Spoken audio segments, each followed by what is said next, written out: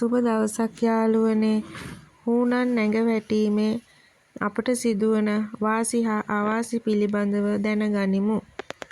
හිස කලහ, පපුව ධනලාභ, මුහුණ බන්දු දර්ශන, තනය උතුම් ගෞරව, නළල තානාන්තර, බඩ ධනලාභ, බැම රජුගෙන් ගෞරව, දකුණු ඇල දියුණු වීම, වම් ඇල මරණය, ඇස සිර බය, නාසය ව්‍යාධි, පිටකොන්ද ද්‍රව්‍ය ලාභ, උඩුතොල වස්තු හානි, පිට සුභ සම්පත්, මුඛය බය, ලිගුව දරිද්‍ර, යටිතොල වස්තු ලාභ, යෝනිය පුරුෂයාට මරණය.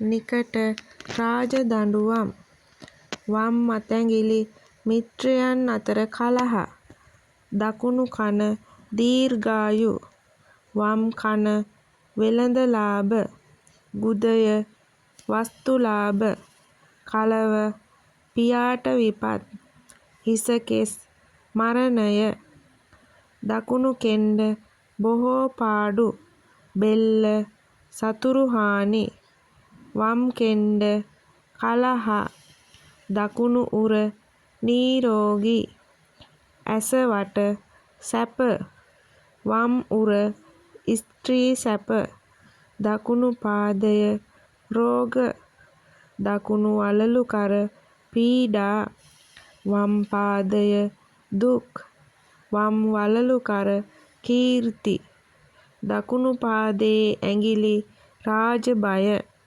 දකුණු අත භයානක මරණ, වම් පාදයේ ඇඟිලි ඍතු සහිත රෝග, වම් අත ශෝක මරණ, නියපොතු ධන හානි, දකුණු අතැඟිලි රාජ සම්මාන, ශරීරයේ දිව්වේ නම් දීර්ඝායුෂ. ඉතින් යාළුවනේ ඔයාලා ඒ දැනගත්තේ හූනෙකු ඇඟ වැටීමෙන් ඔයාලට සිදුවන වාසි හා අවාසි පිළිබඳව.